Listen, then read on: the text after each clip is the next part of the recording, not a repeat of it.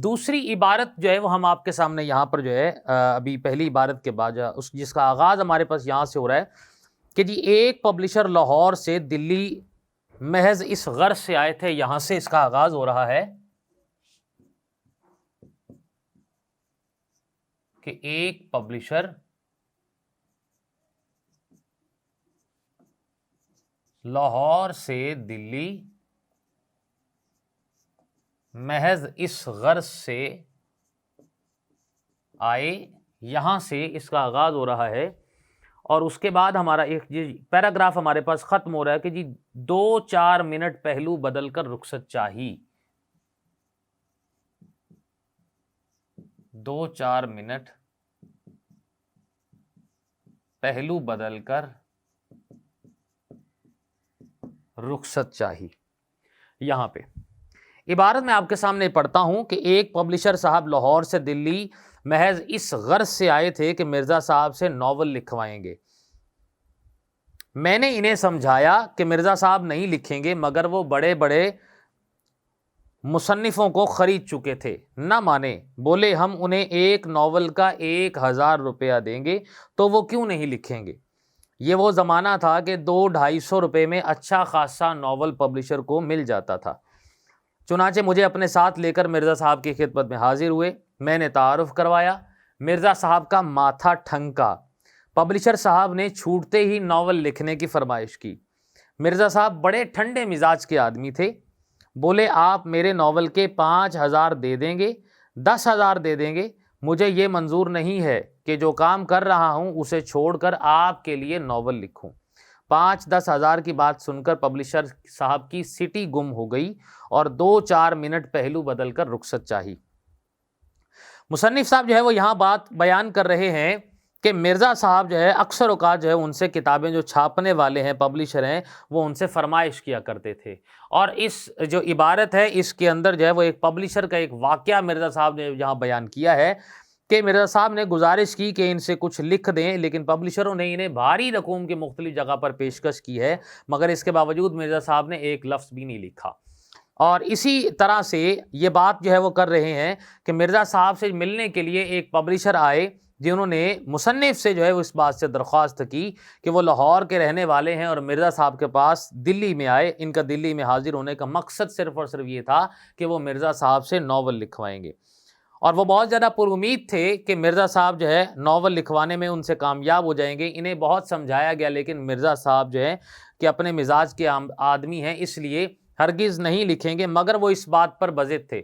और इसके साथ साथ उनका ये दावा था कि जब हम उनको 2, 3 या 4 गुना अगर ज़ायद अगर हम रकम उनको देंगे तो वो कैसे नहीं लिखेंगे।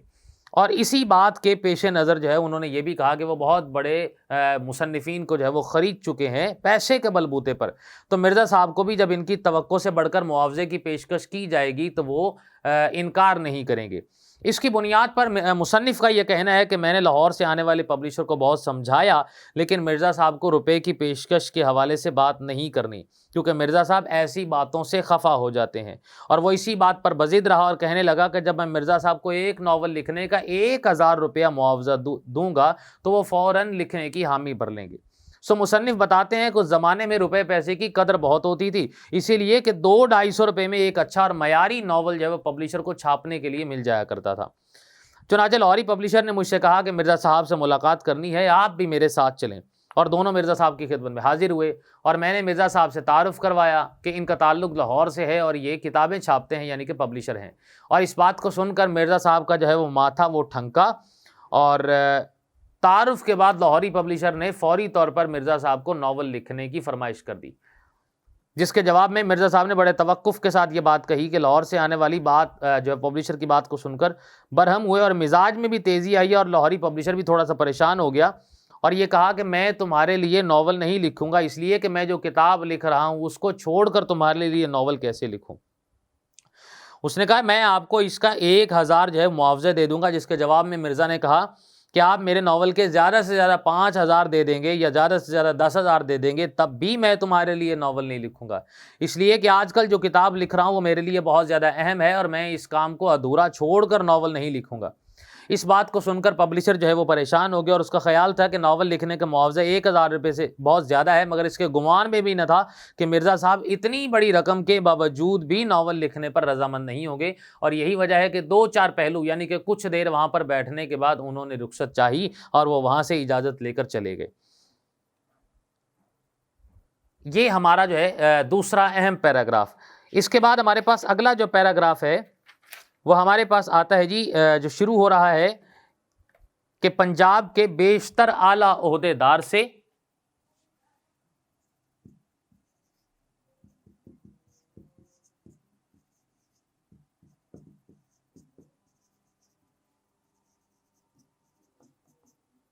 पंजाब के बेशतर आला ओहदेदार मिर्ज़ा साहब के शागिर्द थे, यहाँ से इसका आगाज़ हो रहा है।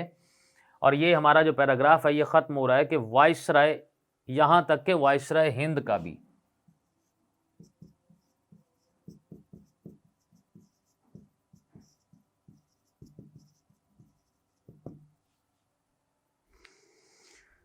इबारत में आपके सामने पढ़ता हूँ कि जी पंजाब के बेशतर आला ओहदेदार मिर्ज़ा साहब के शागिर्द थे। पतरस और ताज ने भी मिर्ज़ा साहब से इक्तसाबे इल्म किया, यानी कि इल्म को हासिल किया। बाद में पतरस खुद अंग्रेज़ी के प्रोफेसर हो गए, मगर अपनी गैर मामूली काबिलियत और जहानत के बावजूद मिर्ज़ा साहब की इल्मियत के आगे अपने आप को हीच समझते थे। मैंने बारहा पतरस को मिर्ज़ा साहब की खिदमत में हाजिर होते देखा है। पतरस को मैंने किसी और का इतना अदब व एहतराम करते नहीं देखा, यहाँ तक कि वाइसराय हिंद का भी। यहाँ पर मुसन्निफ़ जो हैं शाहिद अहमद दहलवी मिर्ज़ा साहब की इल्मियत और इसके साथ साथ उनकी शागिर्दी में रहने वाले दो अहम जो शख्सियात, जिनमें से एक का नाम जो है वो पतरस है, जबकि दूसरे का नाम जो है वो ताज है, और दोनों ने मिर्ज़ा साहब से जो है वो तालीम को हासिल किया है। और तालीम को हासिल करने के बाद वो ये समझते हैं कि बाद में ख़ुद जो है वो पतरस भी अंग्रेज़ी के प्रोफेसर हो गए थे, मगर प्रोफेसर हो जाने के बाद ये शोबा तदरीस से मुंसलिक हो जाने के बावजूद जो है पतरस साहब जो है ये मिर्ज़ा मोहम्मद सईद जो है उनकी बहुत ज़्यादा इज़्ज़त किया करते थे, और इल्मी एतबार से भी और अदब के एतबार से भी अपने आप को जो है वो हीच समझते थे। और अपनी बहुत गैर मामूली जो है वो काबिलियत और जहानियत के बावजूद मिर्ज़ा साहब की इल्मियत के आगे अपने आप को बहुत कम समझते थे। और कई मरतबा मुसन्निफ़ ने यह कहा है कि मैं ख़ुद इस बात का गवाह हूँ कि मैंने कई मरतबा पतरस को मिर्ज़ा साहब की खिदमत में हाजिर होते देखा है, और मैंने इतना अदब और एहतराम जो है उनको मिर्ज़ा साहब का करते देखा है जितना मैंने वाइसराय हिंद का भी नहीं किसी ने किया होगा। तो यहाँ पर बेसिकली जो मुसन्निफ़ हैं वो पतरस साहब की जो है वो अज़मत के बारे में भी बयान कर रहे हैं, और मिर्ज़ा साहब की इल्म काबिलियत का भी तज़किरा यहाँ पर वो कर रहे हैं। मुफ़क्किर एक ने कहा है कि दुनिया में इन्हीं लोगों की इज़्ज़त होती है जिन्होंने अपने उस्ताद का एहतराम किया। तो यकीनन पतरस साहब ने जो है वो उस्ताद का एहतराम किया, जिसकी बिना पर उनको भी वो मकाम मिला है जो मुआशरे के अंदर आज भी लोग उनको जो है वो बहुत ज़्यादा याद करते हैं। हकीम सईद ने कहा है इल्म की मोहब्बत उस्ताद की इज़्ज़त के बगैर कुछ हासिल नहीं हो सकता, और ये बात उनकी बहुत ज़्यादा हद तक दुरुस्त भी है। एक और मकूला भी है कि बाअदब बानसीब बेअदब बेनसीब। तो यकीनन अदब के दायरा कार के अंदर रहते हुए जो शख्स तालीम हासिल करता है वो हमेशा कामयाबी और कामरानी से हमकिनार होता है। यहाँ पर हमारा ये जो सबक है ये इख्तिताम को पहुँचता है। अगले लेक्चर में हम दोबारा अपने नए सबक के साथ आपकी खिदमत में हाजिर होंगे।